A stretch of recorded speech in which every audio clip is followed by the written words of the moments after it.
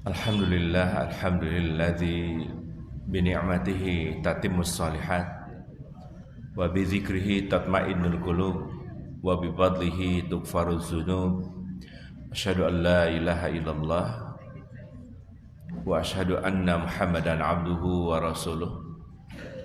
Allahumma shalli ala Muhammad wa ala ali Muhammad kama shallaita ala Ibrahim wa ala ali Ibrahim wa barik ala Muhammad wa ala ali Muhammad kama barakta ala Ibrahim wa ala ali Ibrahim innaka Hamidum Majid. Amma ba'd. Ibadallah, usini nafsi wa iyyakum bitaqwallah faqad fazal muttaqun. Asbahna wa asbahal mulku lillah walhamdulillah la syarikalah la ilaha illa huwa wa ilaihin nusyur. Bismillahilladzi la yadurru ma'asmihi syai'un fil ardi wala fis sama'i wa huwas samiul alim.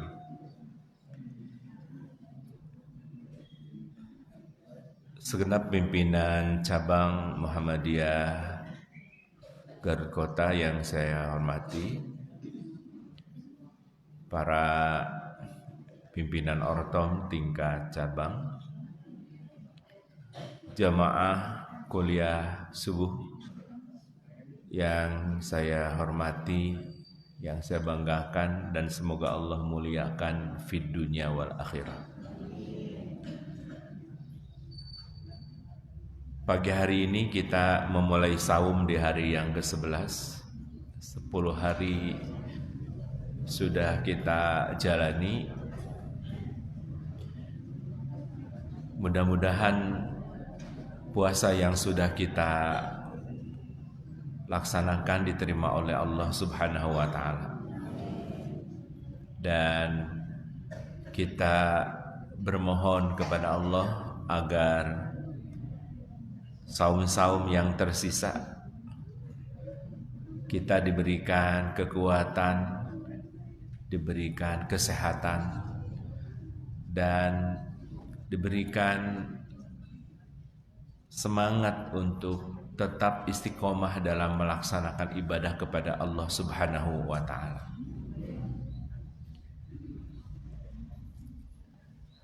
Di antara indikator keberkahan di bulan Ramadan ini, Bapak Ibu, adalah semakin menuju akhir Ramadan, semakin menuju penghujung Ramadan, diberikan kelezatan dan kemanisan iman, lezat dan manis dalam beribadah kepada Allah, lezat dan manis tadarus Quran, lezat dan manis sholat tarawihnya. Jadi makin hari, makin penghujung itu semakin ingin yang panjang-panjang sholatnya, bukan semakin yang pendek-pendek bacaannya. Itu salah satu indikasi keberkahan di bulan Ramadan.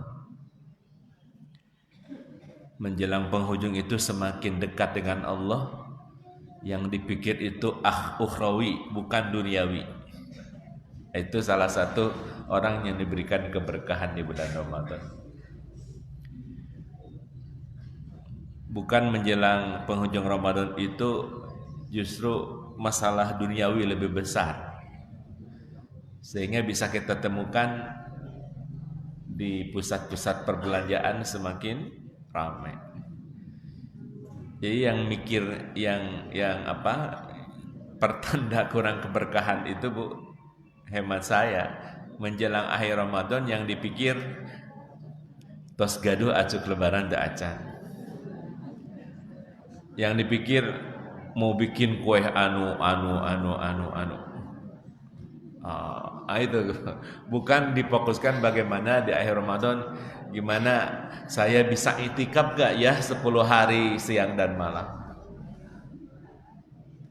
Udah bisa belum khatam Quran dengan pahmul Quran wa tadabburul Quran.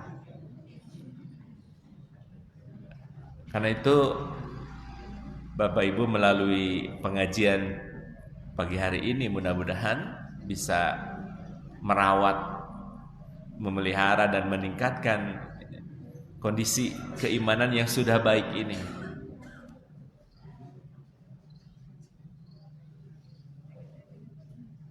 Dan saya melihat, saya memantau, alhamdulillah jamaah sekalian di sini dapat istiqomah hadir di pengajian ini, dan mari niatkan Bapak Ibu hadirnya pengajian untuk meningkatkan ilmu, untuk meningkatkan pemahaman, dan tujuannya akhirnya adalah saya ingin berubah lebih baik.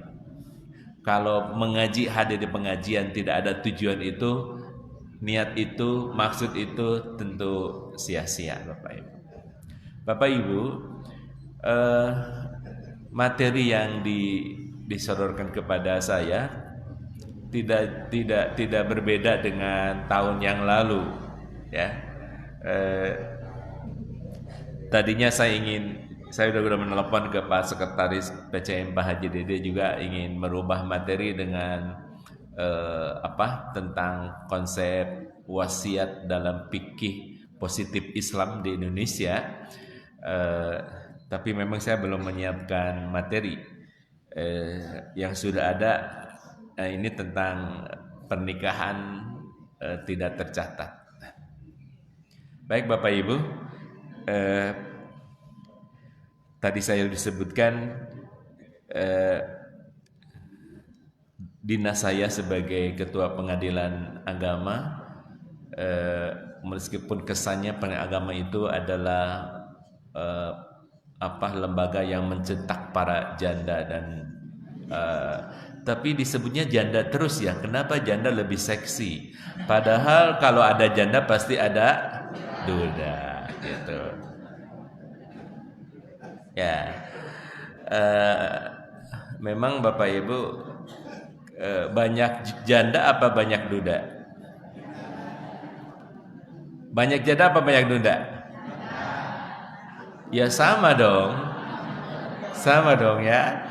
Kalau ada janda pasti, masa orang menikah, orang janda nggak ada suami, sama. Hanya kalau ditanyakan lebih banyak mana yang menikah setelah janda, setelah duda? Duda biasanya, karena para bapak-bapak ini, Bapak Ibu nggak tahan lama-lama menduda, sehingga jumlahnya lebih banyak duda daripada janda daripada duda. Iya, karena itu memang Bapak Ibu, Rasulullah SAW sangat memperhatikan para janda ini. Perhatikan janda-janda itu. Ya. Bagaimana perhatian yang sangat khusus kepada para janda, Bapak Ibu? Ini saya ngasih tip aja kepada bapak-bapak. Dikasih bantuan, ya, bansos, beras, minyak, ya. Tapi itu bantuannya belum apa-apa. Kirim amplop berisi uang kan? Nah, itu belum apa-apa. Yang paling khusus bantuannya adalah nikahilah janda-janda itu. Jadi memberi bantuannya lebih komprehensif kan Bapak Ibu ya. Tapi persoalannya Bapak Ibu, ketika menikahi janda, bagaimana istri yang pertama? Jangan-jangan istri pertama jadi janda juga karena nggak ridho suaminya menikah lagi. Nah ini nah sebetulnya Bapak Ibu rahimahullah, ini menarik juga kalau diangkat sebuah judul Pak ya, sebuah pembahasan. Tapi silakan aja Bapak, Ibu-ibu ingin bertanya tentang masalah hukum keluarga di pengadilan, insya Allah sepanjang bisa saya jawab akan berikan jawaban. Bapak Ibu, tentang hukum perkawinan, tentu kalau di zaman Rasulullah Sallallahu Alaihi Wasallam kan polanya kalau saya lihat Di zaman Rasulullah itu kan belum terbentuk format al-ahkam al-khamsah. Format hukum yang 5 itu belum ada, ya, secara tegas gitu ya. Halal, haram, mubah, naik ke atasnya adalah sunnah, kemudian wajib, ke bawahnya makruh dan haram. Format istilah itu belum secara tegas.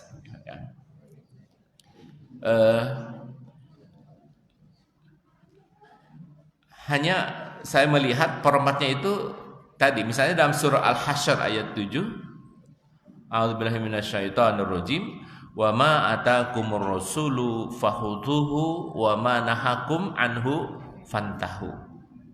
Apa yang dibawa oleh Rasul, fakhudhuhu, ambil, apa yang dilarang tinggalkan, jangan lakukan. Sehingga Bapak Ibu rahimakumullah, para sahabat, para ashab Nabi itu selalu mengejar contoh Rasul. Tidak dibedakan ini ini wajib, ini sunnah. Mereka ingin beribadah, ingin melaksanakan keislaman sesuai apa yang dicontohkan oleh Rasulullah Sallallahu Alaihi Wasallam. Apa yang dilarang itu ditinggalkan. Apa yang tidak dikerjakan oleh Nabi tidak dikerjakan. Itu polanya seperti itu. Lalu kemudian muncul format hukum yang 5 itu, ya kan salah satu pencetus utamanya itu adalah Imam Asy-Syafi'i yang meletakkan kaidah-kaidah dasar tentang usul fiqh. Termasuk masalah pernikahan, Bapak Ibu. Masalah pernikahan itu pengaturannya secara umum, tidak ada aturan-aturan spesifik. Tidak ada apalagi istilah istilah pencatatan. Sekarang muncul lagi tentang pernikahan di bawah umur, pernikahan anak, karena itu. Karena juga di zaman Rasulullah SAW, Rasulullah sendiri menikahi Aisyah, anak di bawah umur. Bapak Ibu, kalau di zaman sekarang itu Rasulullah dibully itu. Dibully. Dan bahkan sekarang pun banyak yang membuli Rasulullah Sallallahu Alaihi Wasallam karena Rasulullah menikahi wanita di bawah umur, pernikahan anak.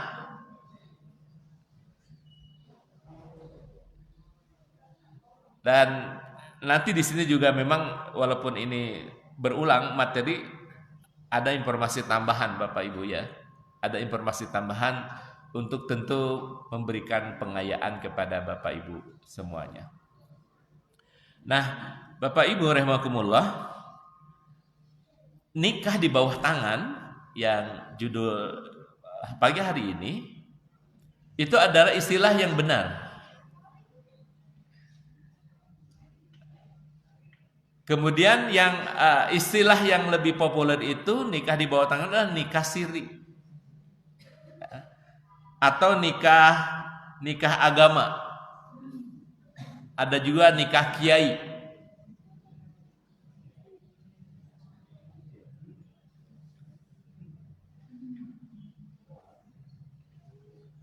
Di zaman Nabi tentu ya itu yang nikah agama.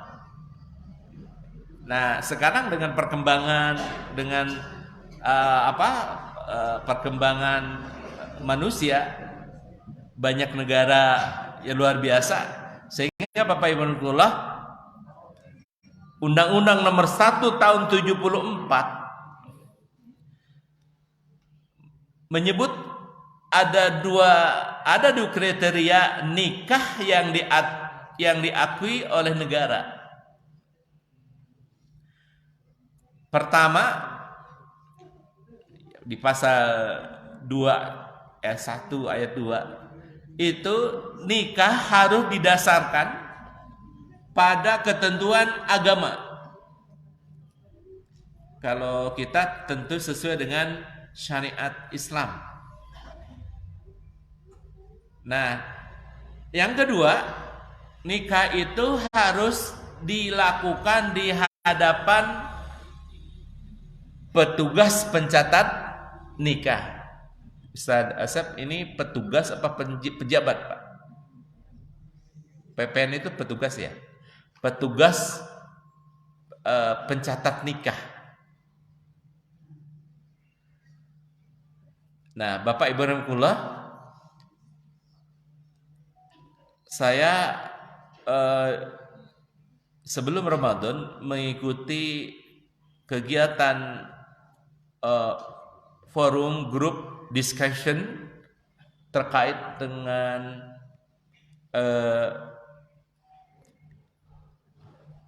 perubahan dan perkembangan tentang isbat nikah. Ada narasumber dari Kemenag, saya lupa namanya. Dari Kemenag itu Bapak Ibu rahimahullah, kriteria nikah tidak sah itu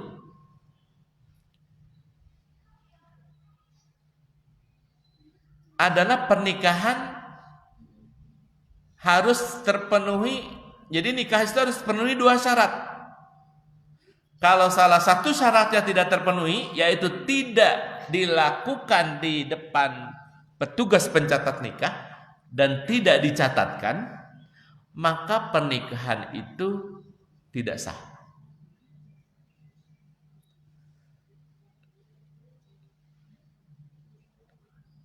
Dan itu memang sebetulnya harus tegas Bapak Ibu, ya harus tegas.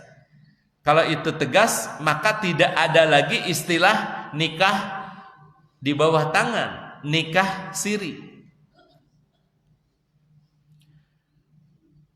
Sehingga Bapak Ibu, kalau ini secara tegas, maka nikah yang di bawah tangan itu bisa masuk dalam kriteria nikah ilegal, nikah yang bisa diancam dengan pidana. Karena memang ketentuannya tidak begitu tegas Bapak Ibu rahimahullah, sehingga itulah ada nikah di bawah tangan, kemudian ada isbat nikah dan lain-lain sebagainya. Tentu ke depan Bapak Ibu perlu menjadi perhatian kita semua, perhatian negara, perhatian para ulama. Tadi persyarat menurut undang-undang. Nah, kalau apa nikah di bawah tangan? Nikah di bawah tangan itu, nikah siri itu nikah yang nikah secara agamanya sah, syariatnya sah, tapi tidak di depan pegawai pencatat nikah. Saya juga pernah menyampaikan di tahun yang lalu, kalau istilah nikah siri dalam fikih itu haram dalam fikih, karena namanya siri itu sir, seperti sholat sir ya, sholat sir itu sholat yang disirkan, tidak jahar.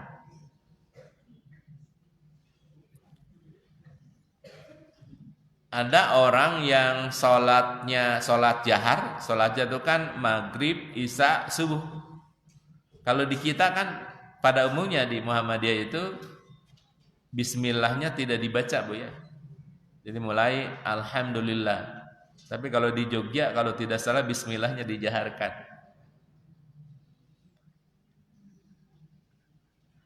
Tapi ada orang yang baca ketika sholat alhamdulillahirabbil alamin, bismillahnya dibaca, tapi tidak seperti baca alhamdulillah, artinya masih terdengaran bismillahirrahmanirrahim, alhamdulillah. Itu jahar apa sir Pak? Jahar apa sir?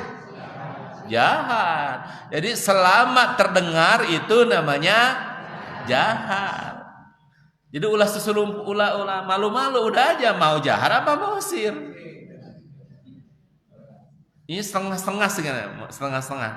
Jadi jahar tidak, sir tidak, setengah-setengah. Jadi bacanya Bismillahirrahmanirrahim. Masih terdengar. Ya.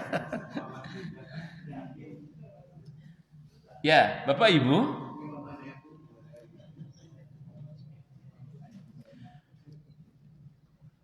Tidak ada jumlah yang pasti berapa orang yang melakukan nikah siri. Nggak ada, Pak. Yang namanya siri kan tidak ada laporan. Tapi, nah Ibu, nah ini terkait dengan pernikahan anak, Bu. Kita sekarang anak ini ada tambahan daripada kemarin. Menurut data BPS ada 400.000 anak. Setiap tahun ada 400.000 anak yang menikah. 400.000 anak. Di anak itu berarti kriteria anak menurut undang-undang perkawinan adalah orang yang melakukan perkawinan di bawah usia 19 tahun. Jadi yang masuk 17, 18 itu masih anak-anak.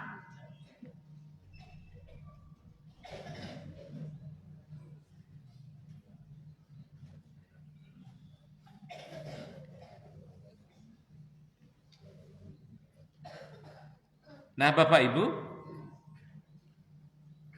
menurut ketentuan perundang-undangan,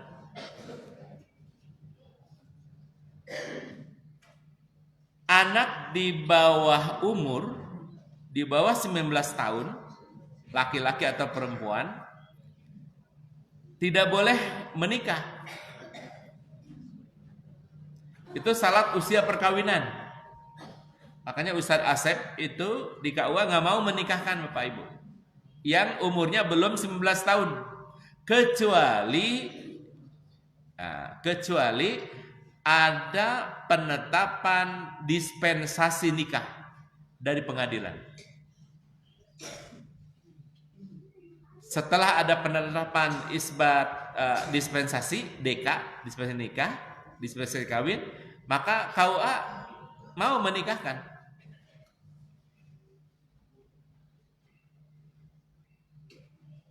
Bapak Ibu, dari sinilah yang kemudian mendorong yang banyak nih ke pengadilan takut ribet.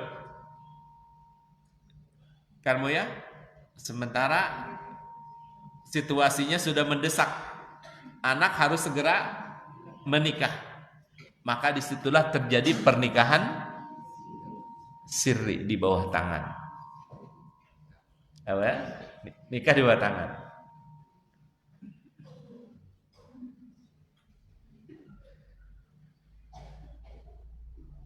Padahal Bapak Ibu rahimakumullah sekarang ini biaya ya Bapak Ibu, biaya ke pengadilan, biaya nikah itu tidak mahal kalau datang sendiri.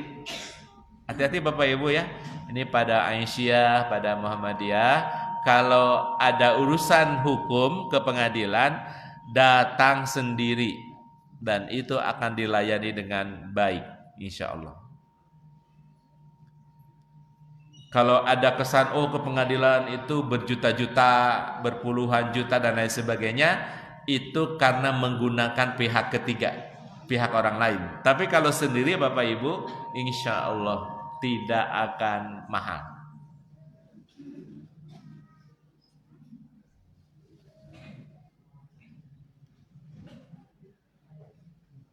Nah, Bapak Ibu, ini saya data mengambil dari salah satu pengurus AIPJ,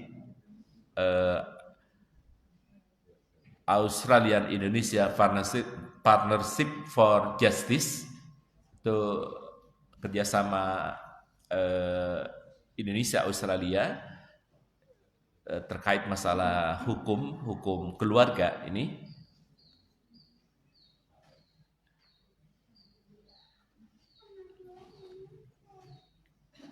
dari 400 anak.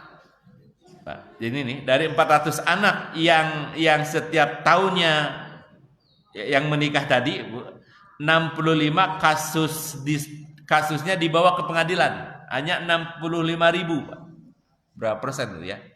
Yang diajukan lewat tadi lembaga dispensasi nikah ke pengadilan. Jadi sisanya itu tidak dispensasi nikah. Nah di situ kelihatan bagaimana sisa jumlah tadi melakukan pernikahan secara sirri.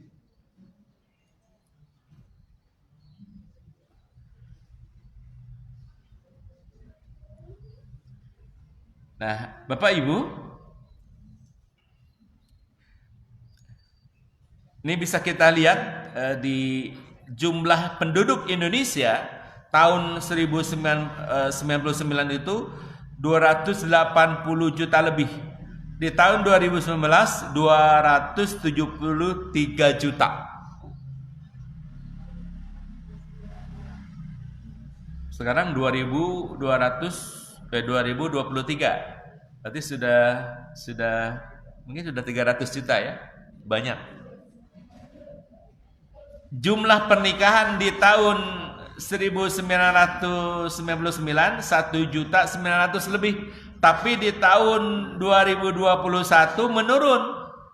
Jumlah penduduk naik, tapi jumlah yang menikah menurun. Ini tentu yang tercatat nih.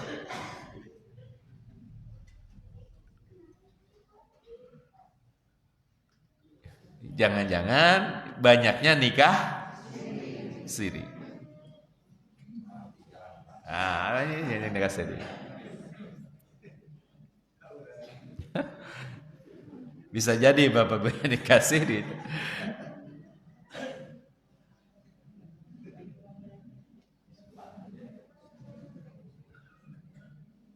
Nah, Bapak Ibu, ini tadi Bapak Ibu, kalau ada anak mau nikah supaya bisa undang-undang nggak boleh, supaya bisa nikah maka harus mengajukan dispensasi nikah ke pengadilan. Apakah semua pengajuan dispensasi nikah itu dikabulkan oleh pengadilan?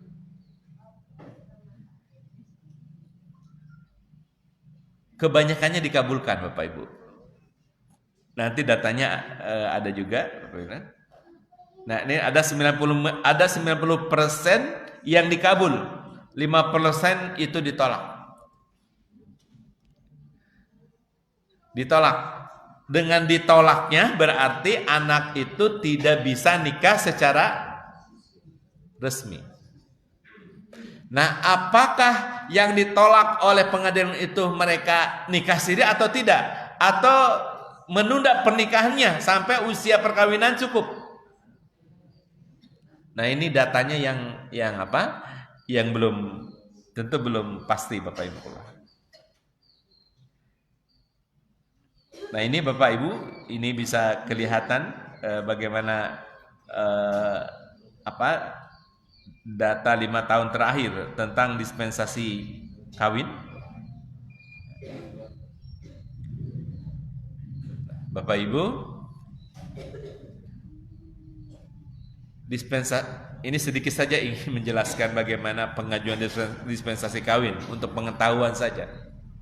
Karena biasanya kalau warga Muhammadiyah, warga Aisyah jarang yang menikahkan anaknya di bawah umur. Karena disuruh dulu anak biar sekolah ya. S1, S2, S3 Bu ya. Tapi kalau S3 udah terlalu tua untuk perempuan, kalau kali nggak apa-apa. Bapak Ibu, mengajukan dispensasi nikah itu datang ke pengadilan, itu akan dibantu oleh pos bantuan hukum untuk membuat surat permohonan dispensasi kawin. Siapa yang mengajukan? Orang tuanya. Kemudian atas nama anaknya, kemudian juga akan dipanggil calon suami atau calon istrinya. Kemudian orang tua calon juga diundang, harus disebutkan di situ dan akan dipanggil, dimintai keterangannya. Harus ada juga surat keterangan sehat dari dinas dari puskesmas biasanya. Ada juga surat keterangan dari lembaga-lembaga kejiwaan misalnya yang menyatakan bahwa orang ini layak untuk menikah. Karena memang Bapak Ibu ada persyaratan yang lebih ketat untuk meminimalisir juga tadi akibat-akibat buruk dari pernikahan di bawah umur. Ya. Karena Bapak Ibu, Aisyah ini sedang giat-giatnya program stunting.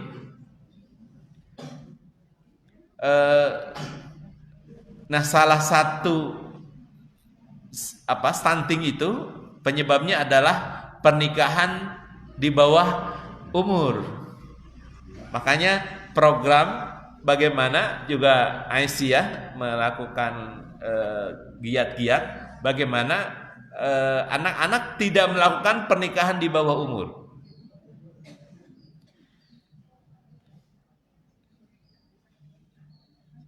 Nah, Bapak Ibu, kemudian nih alasan permohonan dispensasi kawin tahun 2002. Nih, kenapa orang melakukan dispensasi kawin, Bapak Ibu?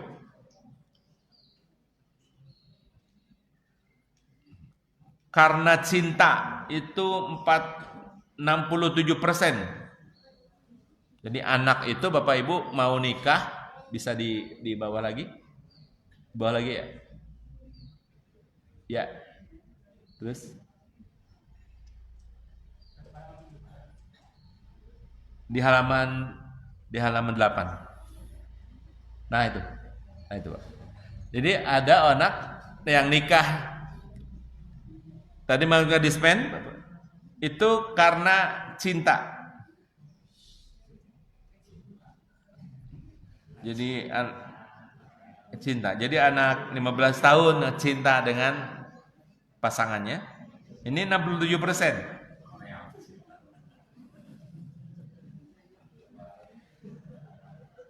Yang kedua, karena sudah hamil duluan. Ini 26%, Pak.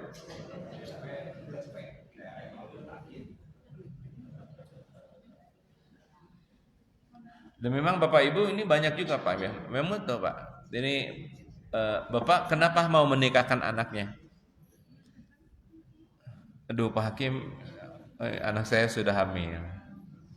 Gitu Pak. Sudah hamil. Banyak Bapak ya.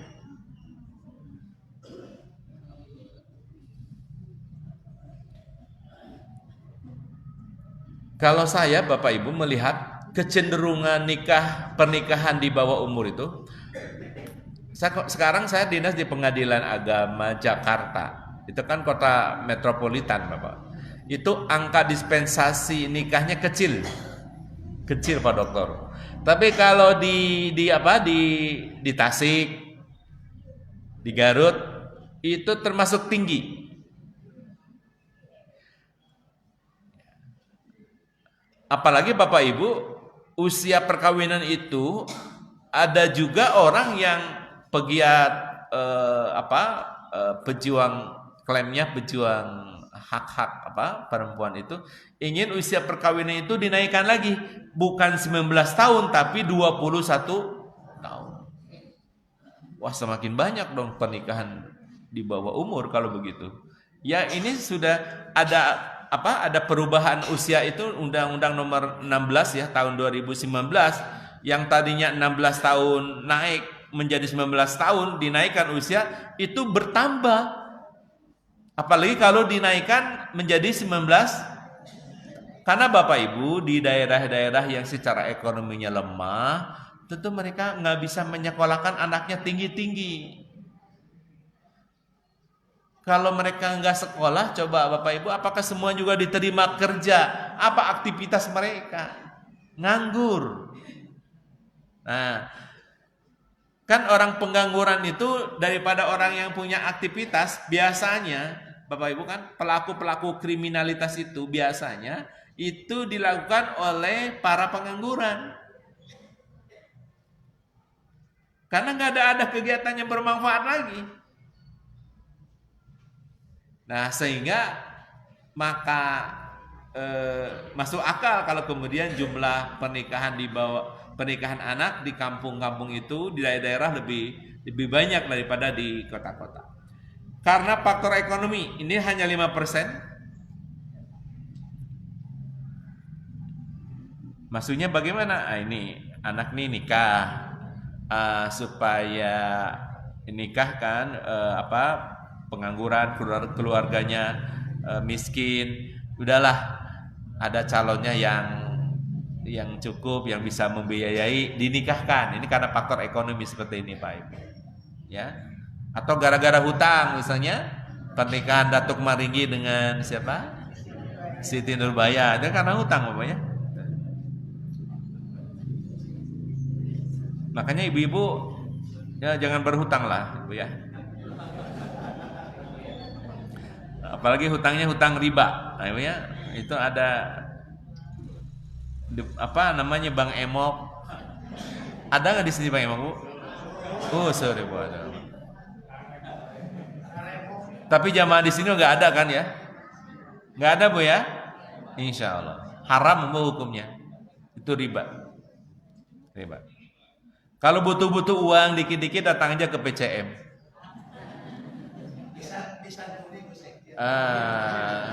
Pinjam. Tapi kalau pinjam harus bayarnya baik, sesuai dengan janji.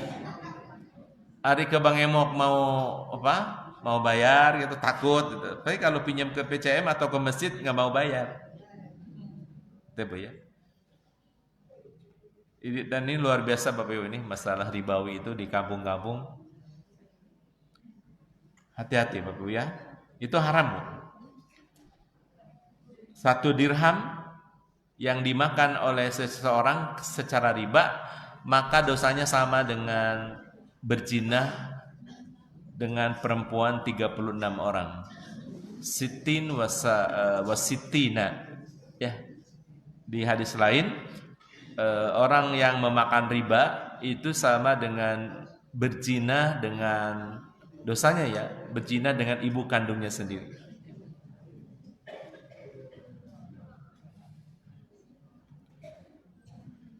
Karena intim, Ibu, intim 2%. Ini karena intim. Jadi udah intim lah hubungannya, udah dekat gitu. Ya. Kemudian karena dijodohkan hanya 0,2%.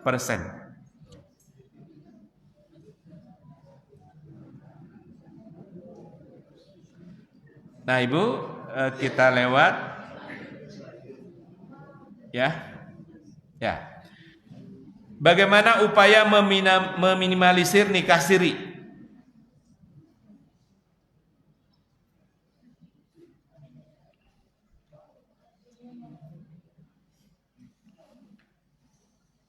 Ini ada nikah siri yang ditolak di pengadilan, Ibu ya. Yang tadi karena dia mengajukan dispensasi nikah tapi ditolak. Ini ada memang di pengadilan diberikan ini upaya ini. Perkuat penasehatan hakim, perkuat pemberian informasi PTSP, pelayanan terpadu 1 pintu dan pos bakum, perkuat kerjasama dengan Kemenak, dengan KUA, perkuat kerjasama dengan Pemda, ini diantaranya usaha-usaha. Kemudian, nah ini Ibu, ini terkait dengan Stranas, Strategi Nasional Pencegahan Perkawinan Anak. Ini tentang anak Ibu ya, ini banyak ini. Nah Bapak Ibu, sebelum saya akhiri, kita banyak diskusi ya nanti Ibu. Nikah siri itu, nikah di bawah tangan itu banyak mafsadatnya daripada maslahatnya.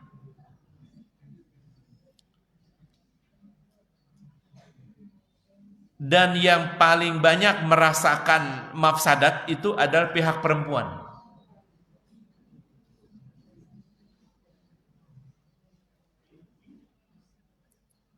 Saya sedang menangani kasus begini. Barusan juga Ustaz Asep bercerita, Bapak Ibu.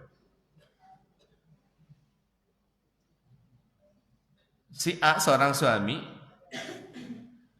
menikah dengan si B. Nikahnya resmi. Punya anak 7.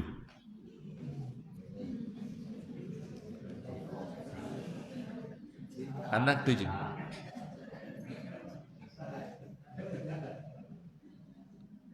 Dua tahun kemudian, sang bapak menikah lagi dengan seorang perempuan.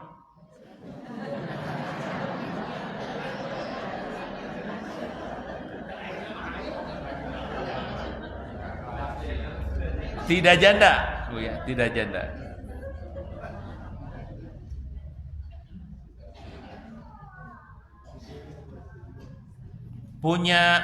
Punya anak 5.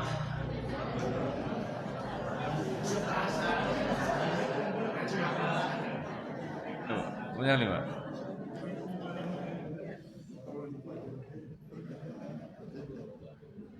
Nah, ayahnya meninggal. Berarti ini saudara-saudara seayah. Jadi ada 7 anak 7 anak 1 ibu, yang 5 anak 1 ibu lagi. Nah, sang ayah meninggalkan tanah dan bangunan. Tanah yang di atasnya ada bangunan rumah.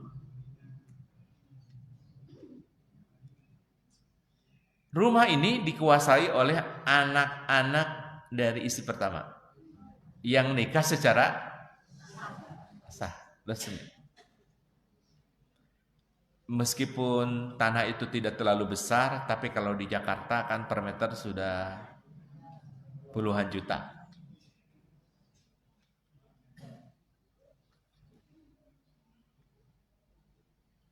Anak-anak dari istri yang kedua merasa dirugikan. Rugi dong, kan saya sama-sama juga anak bapak, anak ayah. Kok harta peninggalan ayah dinikmati oleh dari istri tua saja? Nah, bagaimana upaya hukumnya? Upaya damai di RT tidak berhasil, naik ke RW, naik ke kelurahan tidak berhasil. Mentok. Maka satu-satunya jalan ke pengadilan. Datanglah ke pengadilan. Nah, tentu Bapak Ibu, pengadilan akan melakukan pemeriksaan dengan seksama, dengan berdasarkan bukti-bukti yang ada. Nah, tentu hakim akan memutus sesuai dengan landasan filosofis, yuridis dan sosiologis. Tentu agama juga akan dilihat, Bapak Ibu. Tapi bisa jadi Bapak Ibu, anak-anak yang 5 ini dari perkawinan tidak sah bisa jadi tidak mendapatkan apa-apa. Kenapa? Mana bukti perkawinan? Bisa jadi seperti itu. Bisa jadi ya, bisa jadi. Bisa juga enggak. Bagaimana nanti pertimbangan di dalam itunya. Nah, karena itu Bapak Ibu rahimakumullah, nih Bapak-bapak,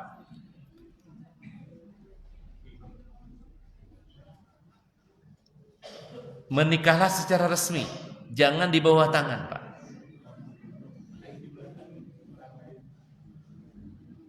Kalau Bapak ingin menikah lagi, jangan sembunyi-sembunyi. Nikah secara resmi. Bagaimana caranya? Caranya datang ke pengadilan mengajukan permohonan izin poligami.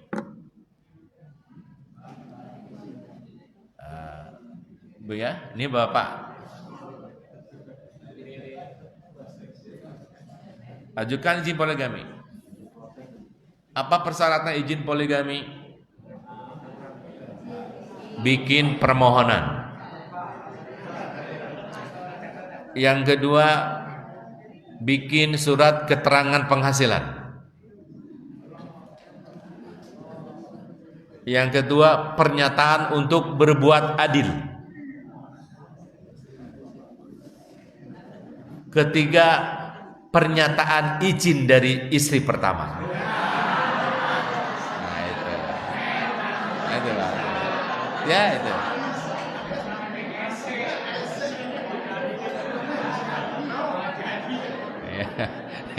Ya Bu ya itu. Jadi nggak boleh sembunyi-sembunyi. Ya Bu ya, betul Bu? Nggak boleh sembunyi. Jadi begitu Bapak. Gampang kan Pak Ibu syaratnya? Gampang kan? Gampang. Nah Bapak Ibu, ya. Karena begini Pak, ini kalau pernikahan sembunyi-sembunyi itu banyak mafsadatnya. Pernah ada kejadian Bapak Ibu, seorang calon mempelai laki-laki itu mau nikah Pak, udah rencana mau nikah, ternyata Bapak Ibu sudah dibuka nasabnya, ternyata bapak anak calon laki-laki calon perempuan ini adalah sama-sama satu ayah. Gara-gara tadi si bapak menyembunyikan pernikahannya. Nah kemudian kalau tadi pembagian waris itu berat juga, susah. Jadi banyak mafsadatnya Bapak Ibu. Nah karena itu juga ibu-ibu, supaya tidak banyak mafsadat, ibu-ibu jangan mempersulit izin. Jangan mempersulit izin, permudah izin. Nah itu ya. Dengan syarat tentu Bapak Ibu, dengan syarat oke, saya izinkan, asal memang Bapak pertama nafkah tetap cukup.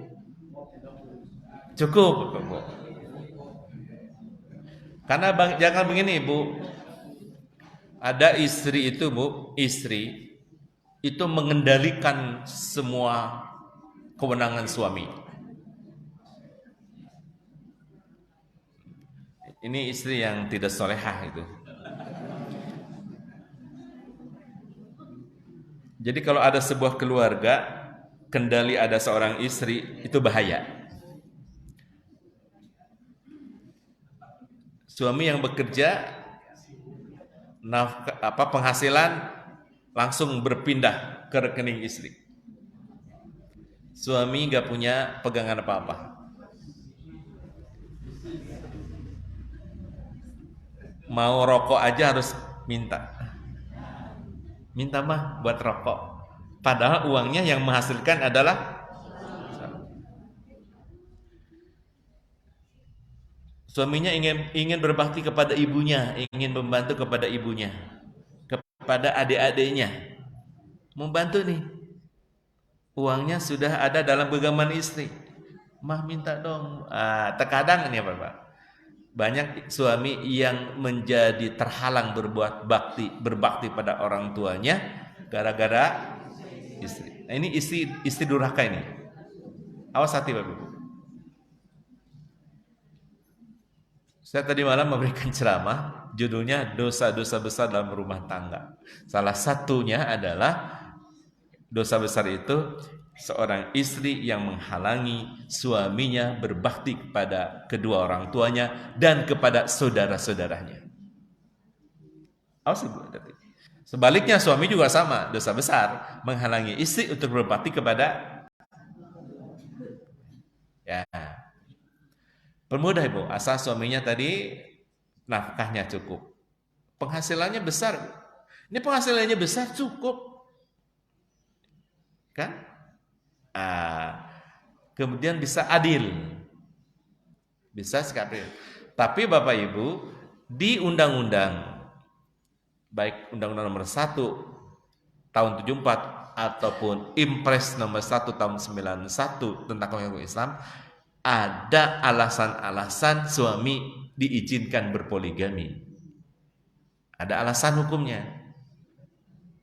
Di antaranya istrinya tidak bisa melahirkan, tidak bisa memberikan keturunan.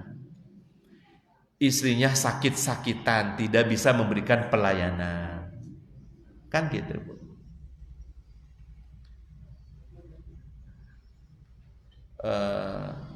Tidak disebutkan alasan untuk mengikuti sunnah Nabi, nggak ada di situ. Kan ada tuh laki-laki, kenapa dikali ingin ikut sunnah Nabi. Sementara yang dicari istri keduanya lebih muda daripada istri pertamanya. Nah gitu Bapak ya. Jadi berimbang Bapak Ibu ya, berimbang. Sehingga memang hukum itu adil Pak. Dan tidak akan terjadi masalah sebetulnya kalau aturan ini dilaksanakan dengan sebaik-baiknya. Bapak Ibu saya kira ini silakan Bapak Ibu untuk mengajukan beberapa pertanyaan. Silakan Ibu.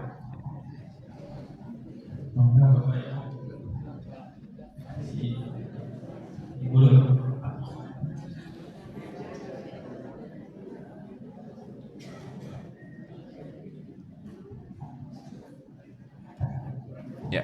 Assalamualaikum warahmatullahi wabarakatuh. Waalaikumsalam. Masalah pernikahan ya Pak. Ya. Kanjeng Nabi Muhammad minta kasih Khadijah begitu setianya, tidak pernah mendengar kawin lagi. Sesudah meninggal Siti Khadijah, sehingga ditawaris oleh Abu Bakar menikahi Siti Aisyah seumur 9 tahun. Nah, kata Bapak tadi tidak ada contoh jalanan kalau nikah muda mengakibatkan anaknya nanti jadi stunting dan lalu menikah sunnah wasulasa warubani banyak Al-Quran. Kalau Bapak Sarasara tadi begitu pedasnya, harus izin istri, harus punya perusahaan.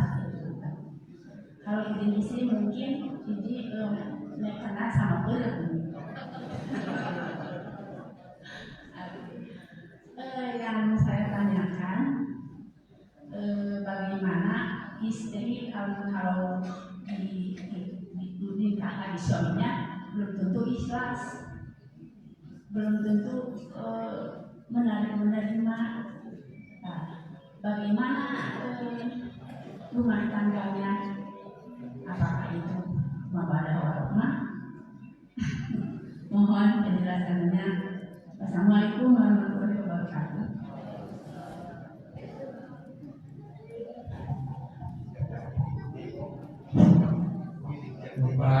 Assalamualaikum warahmatullahi wabarakatuh. Waalaikumsalam.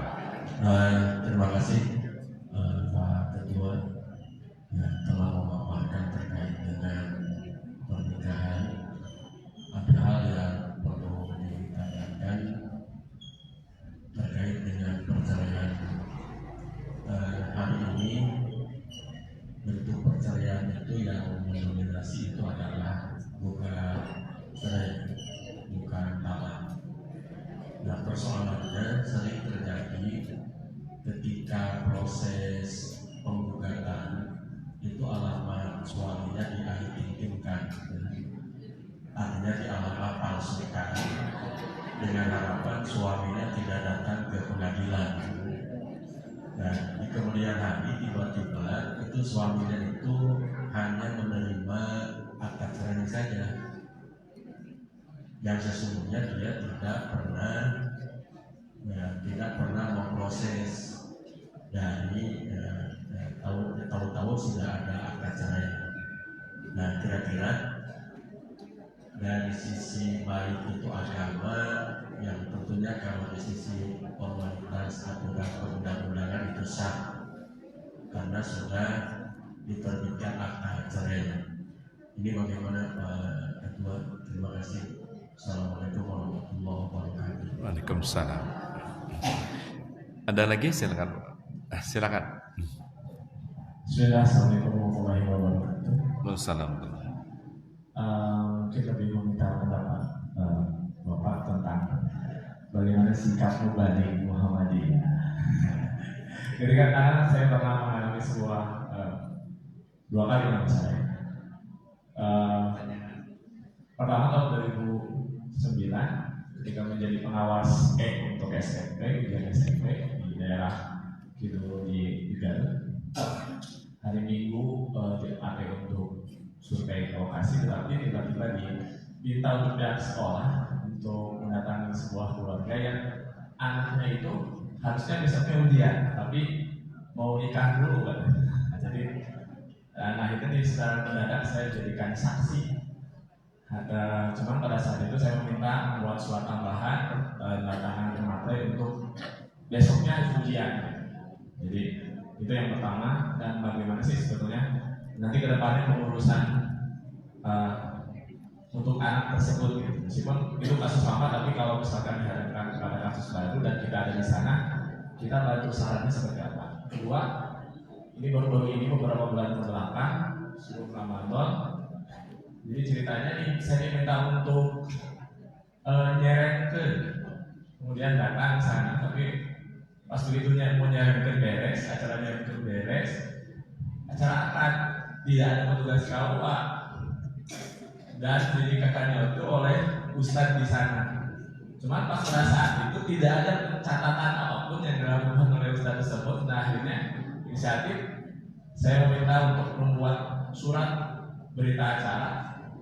Jujur Pak, karena mungkin latar belakang ekonomi juga ya, karena pada saat datang itu ya di rumah, ya akan juga di rumah, tidak ada yang bisa membuat surat. Jadi saya inisiatif membuat surat berita acara pernikahan dengan penandatanganan saksi dan sebagainya, kemudian bermaterai, dan saya setorkan ke RW pada saat itu untuk kemudian ditindaklanjuti. Meskipun pada saat yang bisa saya tidak ada orang, saya tidak bisa menanyakan apakah itu sudah ditindaklanjuti oleh RW-nya, oleh ustadznya di sana dan sebagainya.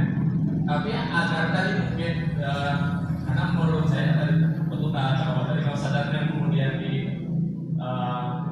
merugikan yang keluarga perempuan, khususnya ketika nanti ke depannya jika ada bagian waris dan lain-lain.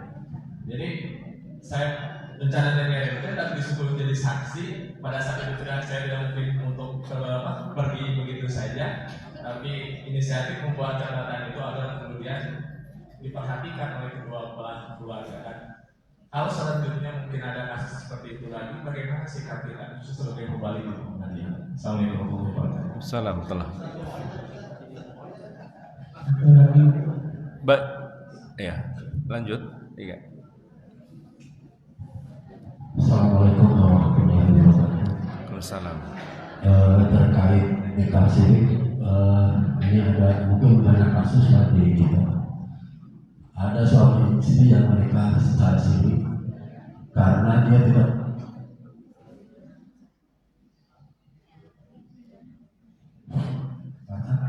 ada akad cerai, dua-duanya.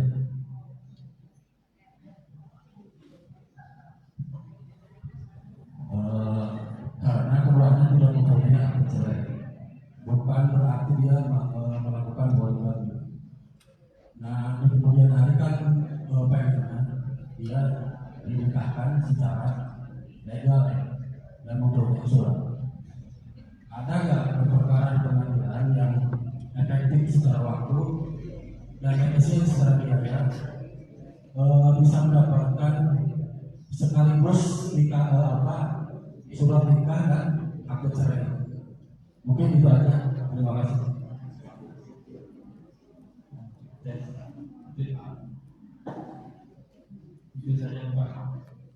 Sudah. Baik, terima kasih. Bapak Ibu, saya ingin menyampaikan cerita dulu untuk jawab pertanyaan pertama. Saya dapat dari Ustadz sosmed juga itu. Bapak, ada seseorang laki-laki muslim yang taat pada Allah. Dia seorang mubaligh, seorang ustadz. Bertetangga dengan seorang preman. Dengan preman.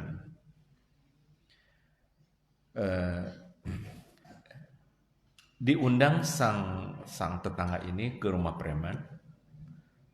Tolong Bapak ke rumah saya. Bapak itu datang. Sudah sampai di rumah, Bapak, saya kok nggak perlu apa-apa dengan Bapak. Bapak pulang lagi aja. Bapak itu dengan senyum pulang lagi. Kira-kira ibu-ibu kalau begitu, dikerjain begitu, marah nggak Pak? Oh, kata-kata, siap, gak paling gitu ya. Preman lagi, Bu. Preman itu lagi, Bu, manggil lagi. Sang bapak tetangga tadi. Bapak, ke rumah saya, dia datang. Sudah sampai rumah sama seperti tadi. Bapak, saya nggak butuh apa-apa kok. Bapak pulang aja ke sana. Dia pulang, senyum. Yang sampai ketiga kali sama juga, Bu. Sampai 3 kali itu. Ini dasar preman kan. Di terakhir laki-laki itu ngomong, Bapak, saya sudah mempermainkan Bapak 3 kali, tapi kok Bapak nggak marah dengan saya? Kok Bapak malahan senyum? Apa kata sang bapak tadi? Saya melakukan bukan karena Anda, saya melakukan karena Allah, perintah Allah untuk berbuat baik kepada tetangga.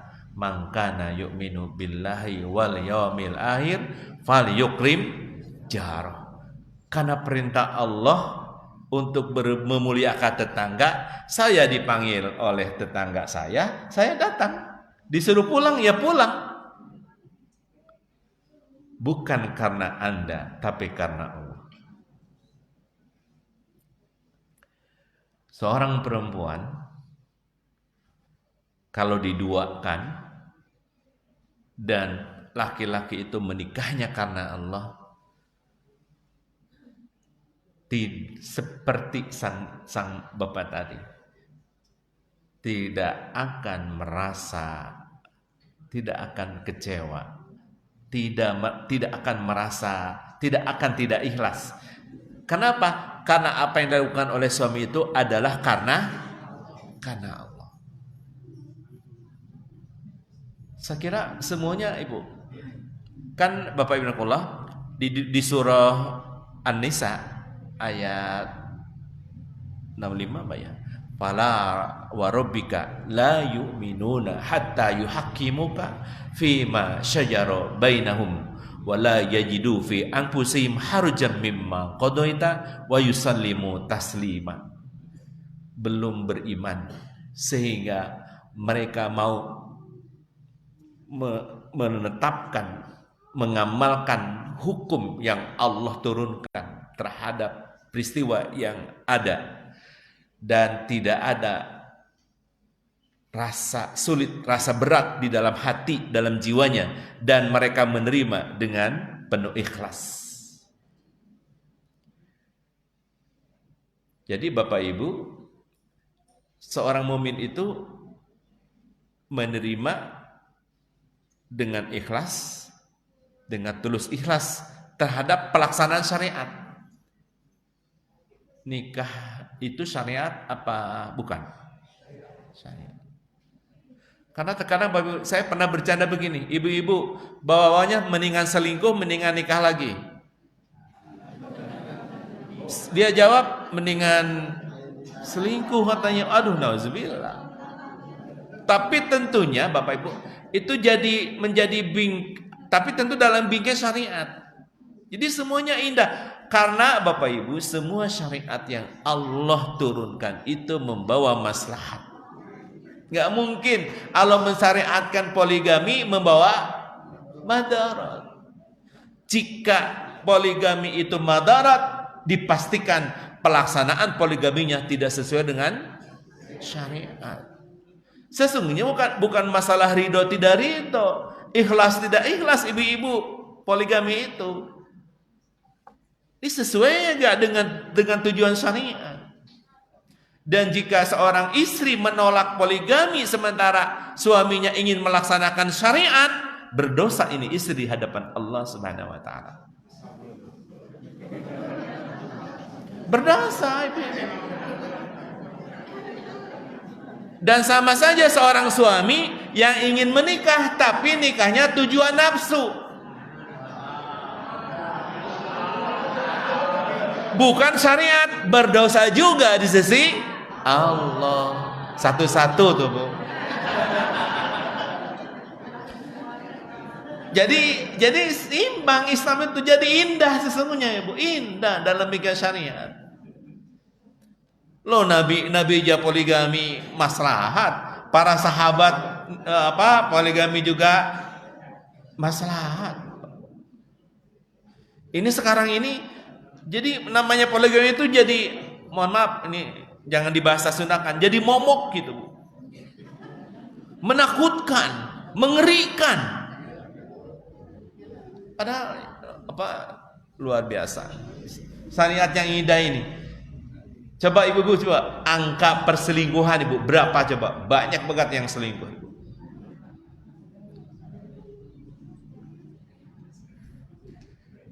Bapak-bapak ini, laki-laki ini Bu, karena hanya cukup karena satu takut sama yang satu ini, itu terkadang selingkuh tidak formal dilakukan. Iya, selingkuh tidak formal. Kan ada ibu laki-laki yang udah nikah, punya anak, punya cucu, buka HP, yang dibukanya apa Bu? Video-video porno. Ada itu. Lihatnya gadis-gadis cantik. Ya kan Bu? Lihat. Orang lain tadarus Quran, ini tadarus TikTok. Tadarus TikTok tuh banyak ini. Karena itu Bapak Ibu hati. Kayaknya sekarang Bu bingkai semua dengan syariat itu menjadi indah semuanya. Gimana bisa poligami syariat Islam? Rumah tangga hari-hari ju cekcok terus, berantem terus. Dikit-dikit marah, dikit-dikit ngelawan, dikit-dikit membantah. Itu gimana? Nggak bisa itu. Makanya memang bingkai syariat semuanya. Dari syariat dulu, tegakkan akidah yang benar. Sehingga memang maslahat. Bapak Ibu,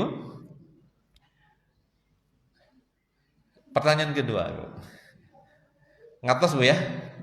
Ya insyaallah. Jadi tidak ada alasan tidak ikhlas. Asal tadi syariat tuh ya. Syariat.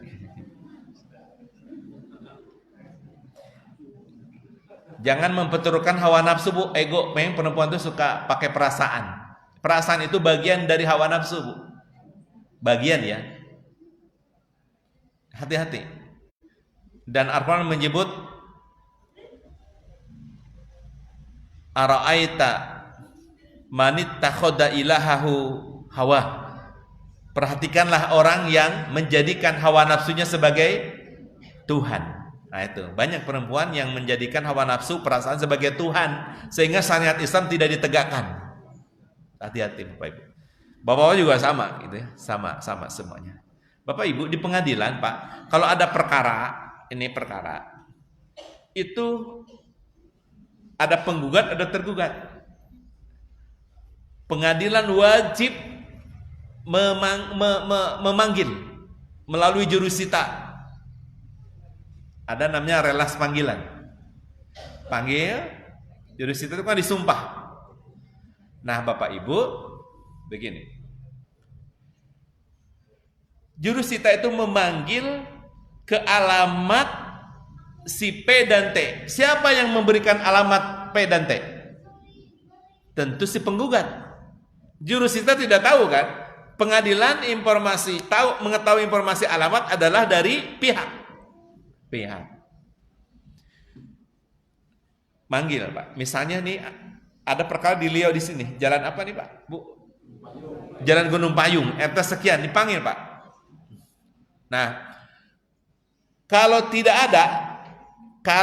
ada alamatnya nih, tidak ada orang, maka disampaikan kepada kelurahan.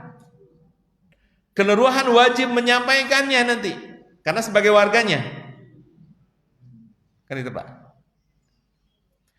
Nah kemudian begini, datang ketika disampaikan kepada alamat di rumah, tidak ada. Maka dia datang ke kelurahan. Di kelurahan ternyata Pak Jurusita, orang ini bukan warga kami lagi karena sudah pindah. Wah, maka Bapak Ibu, perkara ini tidak bisa dilanjutkan Pak. Dicabut atau DNO karena alamat T tidak ada, dan lurah pun tidak mengakui sebagai warganya, sudah pindah. Nah Bapak Ibu, kenapa bisa terjadi? Kenapa bisa terjadi? Cerai sudah keluar, pihak suami tidak merasa dipanggil. Bisa jadi, pertama Bapak Ibu, bisa jadi berkalingkong dengan lurah. Bisa jadi. Pokoknya Pak Lurah ya, kalau ada panggilan dari pengadilan, bilang aja suami saya ada. Bisa jadi Pak. Tapi ini pemalsuan Pak. Pernah di daerah Selawi apa Limbangan dulu, itu ada desa yang memberikan keterangan tadi Pak, memberikan keterangan palsu. Si suaminya bawa pengacara,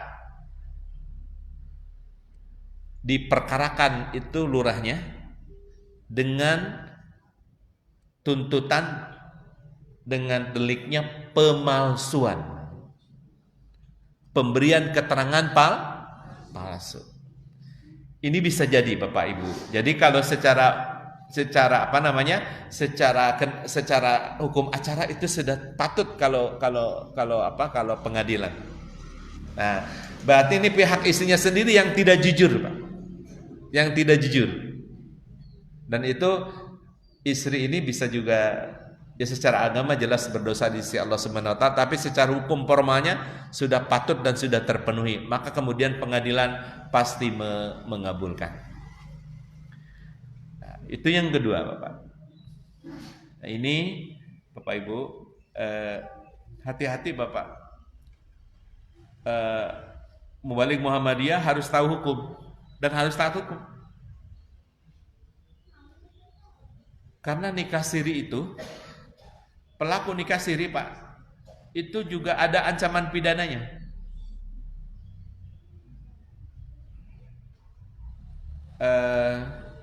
Di halaman terakhir ada kali tadi ya, kalau belum ditutup. Kalau ditutup,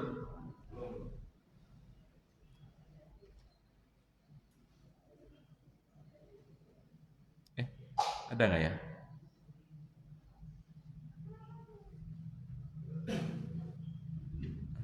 Ini Bapak nikah siri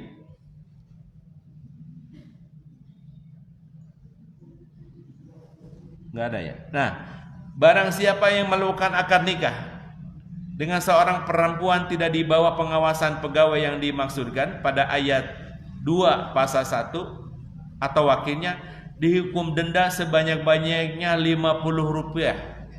Dulu itu tahun berapa? Tahun 46.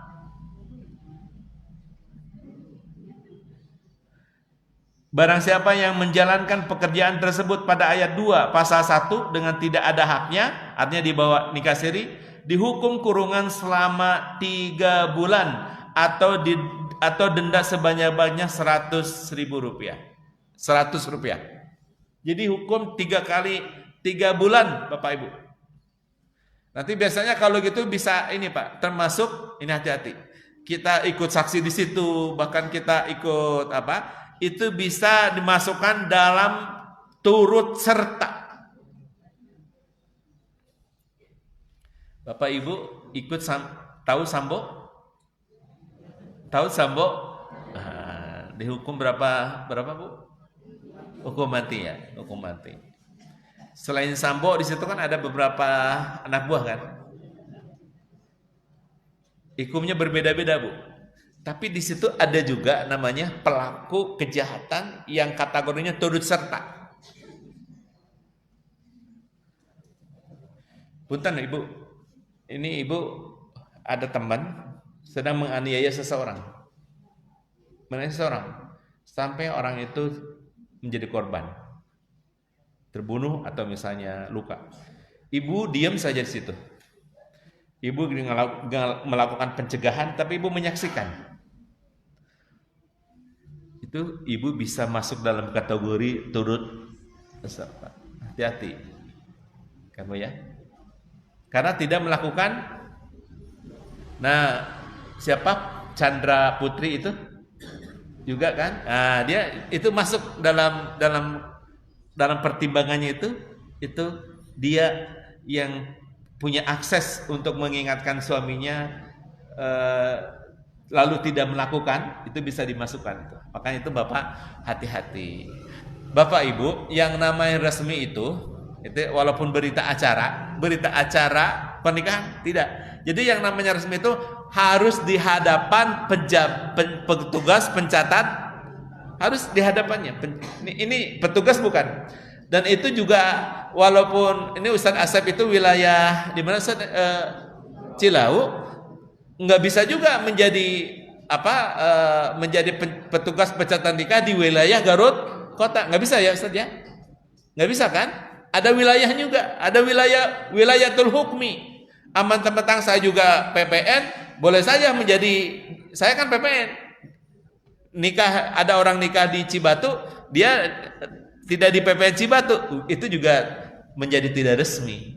Jadi memang harus hati-hati, kita harus taat kepada hukum. Nah, ini pertanyaan terakhir Bapak Ibu. Salah satu isbat nikah itu salah satu dibolehkannya isbat nikah itu dalam rangka perceraian, Pak. Jadi kalau orang bercerai, waktu nikahnya tidak ada buku nikah. Artinya gini Bu, ini ada kan banyak nih pasangan suami istri mau bercerai, tetapi waktu nikah tidak ada buku nikah, tidak dicatat di hadapan petugas pencatat nikah, maka dia boleh mengajukan perceraian dengan diawali penetapan isbat nikah dulu. Isbat nikah dalam perceraian itu boleh. Tapi kalau ujug-ujug untuk isbat nikah itu nggak bisa, nggak bisa. Ada persyaratannya kalau mau diisbatkan nanti ya. Tapi kalau tadi dalam rangka perceraian itu yang sesuai dengan undang-undang. Ya. Tidak dalam rangka perceraian itu persyaratannya lain lagi, ya, lain lagi. Ada ketentuan yang lain. Baik Bapak Ibu, sudah jam 7, sudah ya? Ada, silakan.